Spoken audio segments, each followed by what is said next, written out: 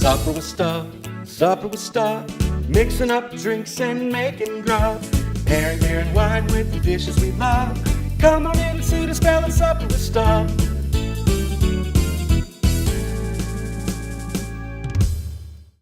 Hello friends, welcome to Supper with Stub. You know what we do here? We drink and we cook things. Today we're gonna be making an easy peasy crock-pot meal of a nice beef roast with potatoes and carrots that you can set and forget either before work or late Sunday morning for a great dinner Sunday evening. Makes the house smell amazing all day, especially when you're watching the Masters. As always, we start with a cocktail here on Supper with Stub, and today we're starting with the classic Manhattan. Now, I know when you think roast, you think the fanciest borough of New York City, right? Everyone does. So, to a glass here, we're gonna add about 2 ounces of rye whiskey. You can see today I am using Knob Creek rye. Easy to find, makes some nice drinks. To that, we're gonna add some sweet vermouth. Now, classic cocktail recipes for this cocktail call for a 2-to-1 ratio of whiskey to the sweet vermouth. I like it a little less sweet, or a good bit less sweet, given everything else we add to it. So I'm only adding a 1/4 to a 1/2 ounce, so do that to your taste. 2, 3, 4. I'm adding 4 drops now of orange bitters, again from Urban Moonshine. Picked these up when I was in Burlington, Vermont a couple of weeks ago for the Beer Marketing and Tourism Conference.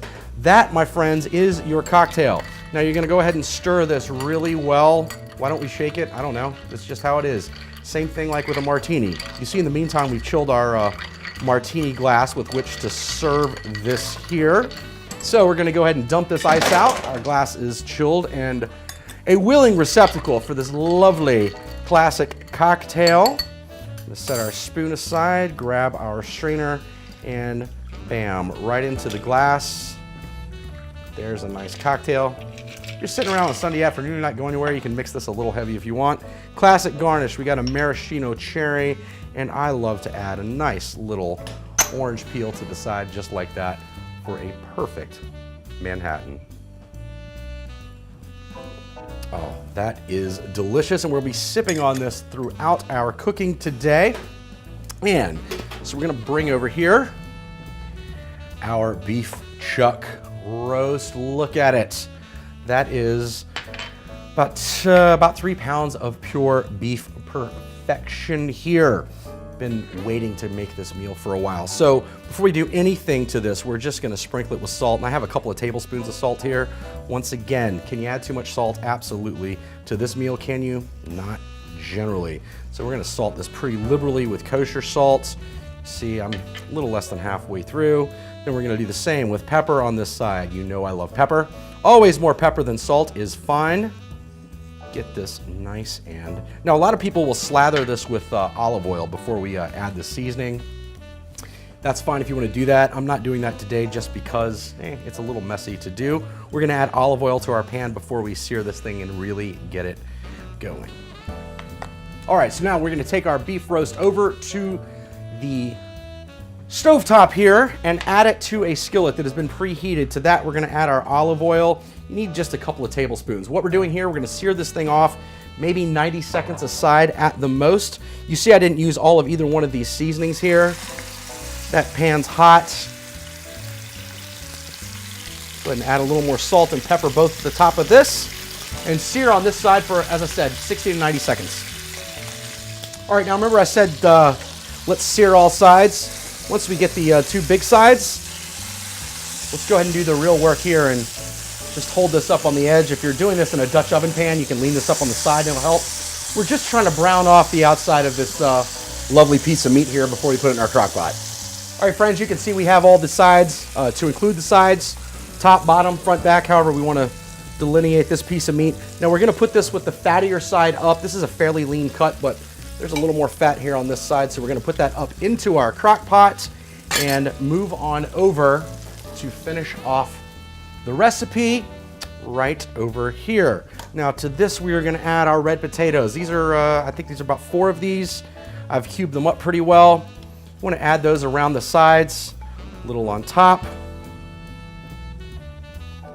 And we're also gonna add carrots. So we can add these a little layered if we'd like to do that here.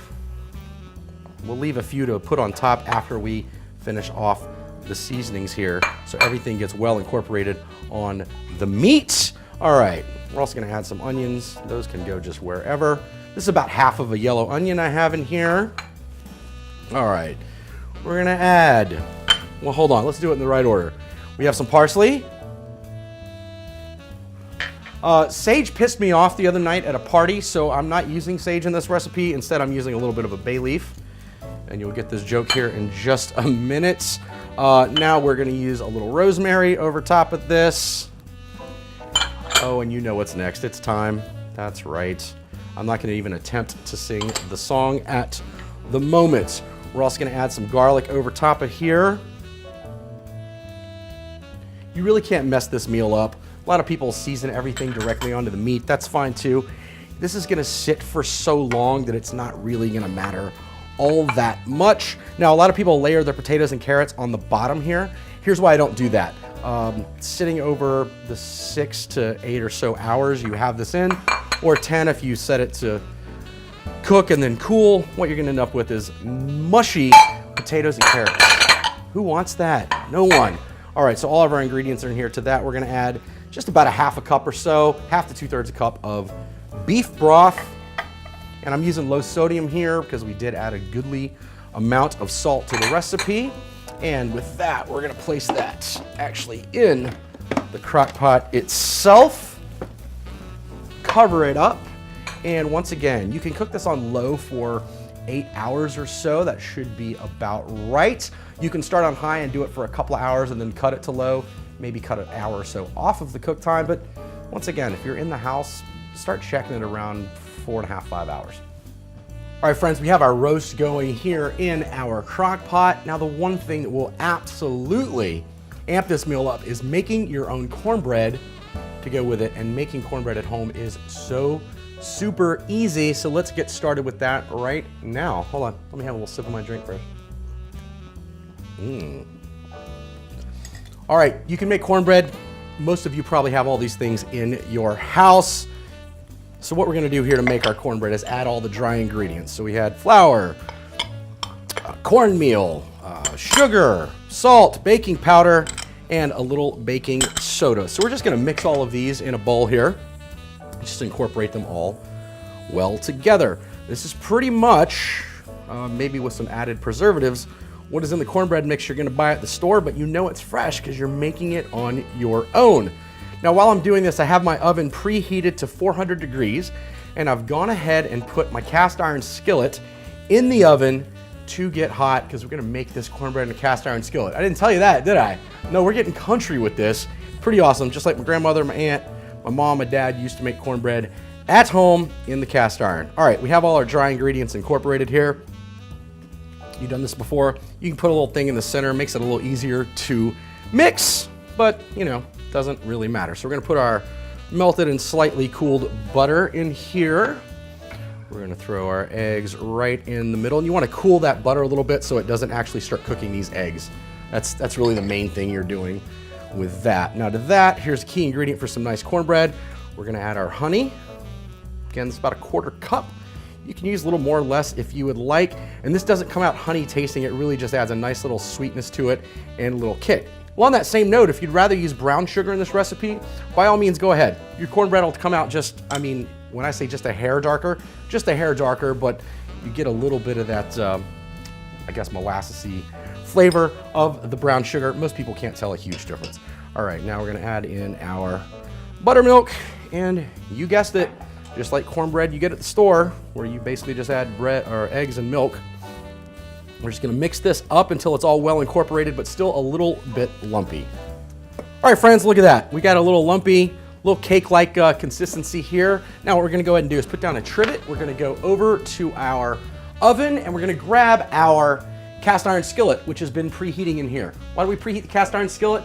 Sizzles and seals in the bottom of this cornbread so it's not so runny and cakey. Be careful, cast iron's hot. I mean, anything out of the oven is hot, right? Let's go ahead and leave this grabber there right on it. All right, so now, a lot of times you'll hear a little bit of sizzle once you pour this batter in. Not getting a whole lot of that today, but you can see that heat just seasoned it up.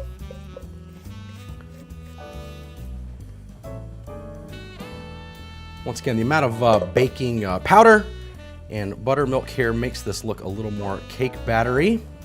If you want to add a little more buttermilk, that's not going to hurt. It'll be a little runnier, and you won't have to necessarily smooth out the top as much as I am right here. As you can see on the sides, it's already kind of starting to set there, which is awesome. All right, so we have our cornbread smoothed out and even in the pan. We're going to come back over to the oven and pop this in for 18 to 22 minutes. Start checking at about 16 or 17 minutes, folks, just, because oven temperatures vary. We'll be right back in a few minutes and see what this looks like. All right, friends, our cornbread has been in for exactly 18 minutes. All right, maybe 18 and a half. I've gone ahead and checked it and know that it's done. Number one, it looks amazing. And number two, I've used my trusty toothpick method like you do with cake. Stick it in the center. If it comes out clean, this stuff is done. Now at this point, you can go ahead and take and run a butter knife or a rubber spatula around. Just make sure those edges are not sticking. They're not going to stick to a cast iron skillet. We know this. Once the skillet is cool enough to handle, you can just simply flip this over onto a plate and then flip it back right side up onto another plate, and this cornbread will be ready to cut and serve with our roast, which will be ready in, well, it's probably got another 4 or so hours. So in the meantime, I'm gonna go hang out in the garage, do a little cleaning, do a little tidying. I don't know, maybe practice my curveball with the neighbor kids. Who knows? We'll see in a bit. All right, friends, our roast and potatoes and carrots is finished. Now, I left this in about 6.5 or so hours. Had it on high for the first 2, as I told you. You can bump this up a little bit, high for a little bit, and then lower the temperature for a slow and low cook. But you see, I've already pulled everything out, so that's a messy process. So here we are. We're gonna go ahead and carve some of this up. It is about as tender as can be.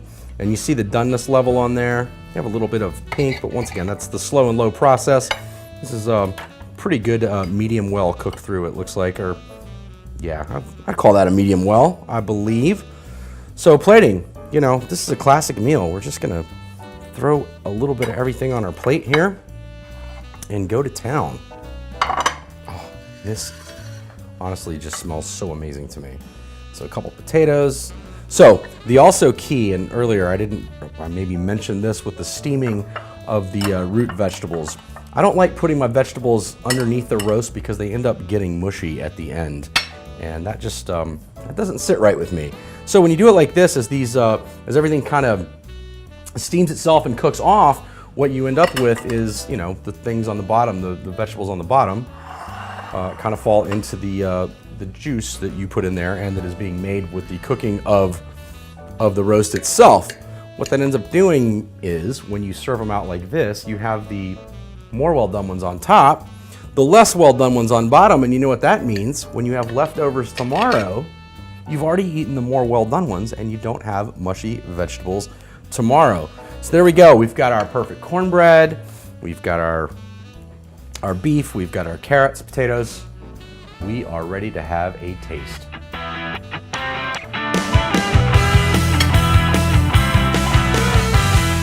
Wow, that meat is so tender. Now keep in mind we have some reserve juice also left in our crock pot. You can drizzle a little of this over your meat if you would like. You can also put a little bit of that in a pan, add a little bit of red wine and some flour and reduce it a little bit and have a little bit of a thicker gravy. But if you want some juice, just pull some out of your crock pot. Wow. Everything is perfect. Potatoes are perfectly cooked. These carrots are chewable, but also not mushy at the same time, which makes for a perfect carrot. Now, you're asking yourself, Stub, this meal looks amazing, and it does, and it is. What do we pair with this? Well, there's some big, bold flavors in here, as you remember. I mean, the roast itself, we're talking beef, we're talking a nice hunk of chuck. So we want a large, we want a wine that'll hold up to it. We want nice acid, we want nice fruit, we want a big, bold wine. Enter, because this is very American, Napa Valley Cabernet. And today we're drinking the Trespass Vineyards 2012 Napa Valley Cabernet. So this hits the scales at, does that say 14.8? Wow, 14.8. So you're gonna get that fruit. I guarantee there's gonna be some acid on here. Wow, that's a huge nose. Wow, huge nose of some blackberry, a little currant, getting a little leather on there as well. Wow, on the palate. Wow, blackberry, blackberry, blackberry. Nice little acid on the back end of this. Really, I think it's going to hold up well to the salty, savory flavors here we get from our salt and other herbs.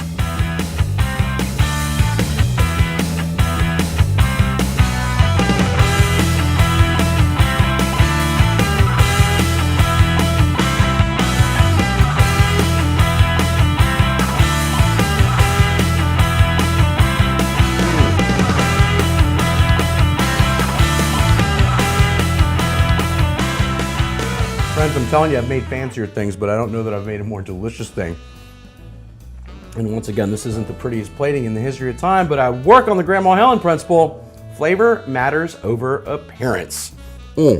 Wow, this wine is a perfect pairing. Now, as always, we know that every Supper with Stub viewer is not necessarily into wine, so I always offer a beer pairing that I think might work as well. Enter today, we're going to Ninkasi Brewing out of Oregon. And today we're drinking the Believer Double Red Ale. So this is a fairly light alcohol ale, I believe. Well, I'll say that. Nope, wrong ale. Thinking of another one, sorry. 6.9. Tried several beers this week and trying to come up with this. So 6.9 alcohol. Nice and creamy. It's got just a little bit of the bite from the hops, but it's not like this over hopped, potpourri in your mouth party. Yeah, creamy but still nice and crisp.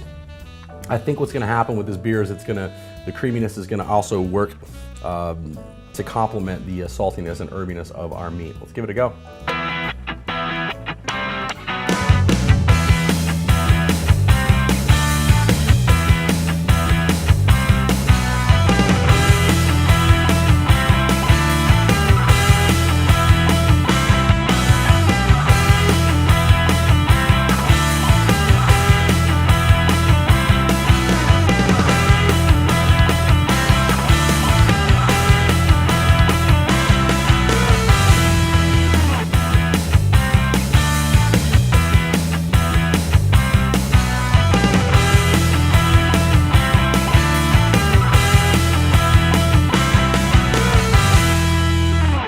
With every bite on this plate, this beer works perfectly. It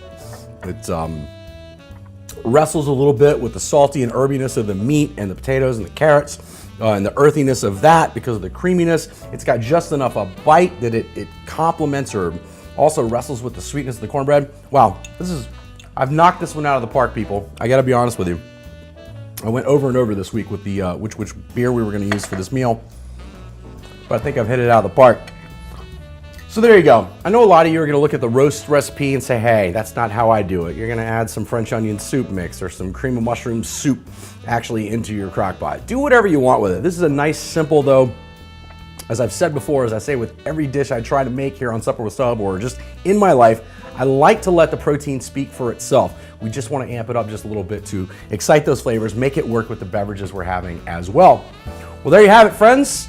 We have our pot roast with potatoes and carrots. We've paired it with a beautiful Napa Cabernet wine. I believe this is available, if I'm not mistaken, off the top of my head. It's around 30 or so bucks. I don't think you can probably find the 2012 vintage anymore, at least easily on your grocery shelves. But this wine is fairly widely available, and it is delicious. And even for your less dry wines or less wine aficionado friends around your table, it's really going to pair well. They're gonna love this wine because of the fruit forwardness of it. But once again, it has enough acid that it pairs well with these lovely savory foods. And then we have our Ninkasi Believer Double Red Ale, which also works beautifully with this entire plate. All right, once again, thanks for joining me. And until next time, remember, there's always a seat at the table for you for Supper with Stub. Cheers, friend.